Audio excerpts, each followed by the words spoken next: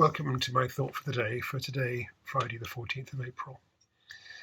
The reading that I've chosen from today's lectionary selection is from the Song of Songs, sometimes called the Song of Solomon, to reflect its supposed authorship by King Solomon.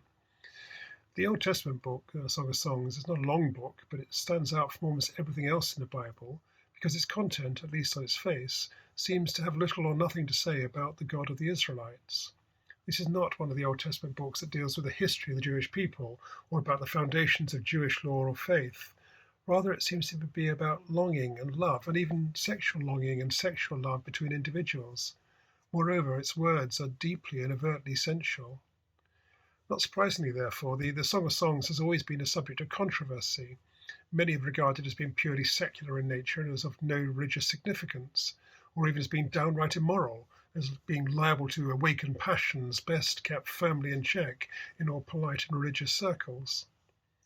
Others, however, possibly influenced by the song's supposed authorship or at least its link to King Solomon, have seen the song as being not only of poetic value but also of spiritual value, reading into it a deeper religious message, so that instead of being a song or a poem about perfect love, including sexual love between people, it is taken to symbolize a perfect relationship which involves God. Such interpretations are common to both Judaism and Christianity, which is why, despite the various doubters, the book still appears in the Bible. Wikipedia tells us that in modern Judaism, the song is taken to symbolize the love between the Jewish people and their God, and that verses from the song are read, for example, at Passover, which marks the beginning of the grain harvest, as well as commemorating the Exodus from Egypt. And also that the entire Song of Songs is often read in synagogues during the intermediate days of Passover. Christianity has also treated the love that the song celebrates as an analogy for the love between God and his people, or more specifically between God and his church. In our application study Bibles, it's said to be a wedding song honoring marriage. Indeed, in our wedding service, the church is described as Christ's bride, and St. Paul in Ephesians compares the union of husband and wife to the union between Christ and his church.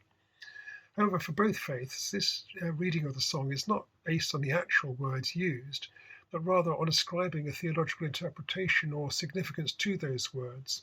If the Song of Songs is about a perfect love, then it must, almost by definition, be about God's love for his people and for his church.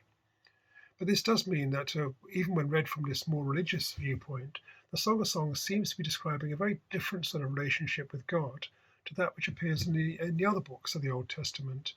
The relationship described in the song is not one with an all-powerful and often vengeful God, a God who punishes and rewards in his great power, a God who rules whole nations from on high. Rather, the song is telling of a deeply personal relationship, almost between individuals, each of whom takes joy in the other. So maybe it's wrong to try and pigeonhole the Song of Songs as being either a description of human and sexual love, or as being a description of God's love. Certainly the Application Study Bible says it can be both. Sexual love is important not just for us as people, but also within our faith. Indeed, it's written into our Christian marriage vows.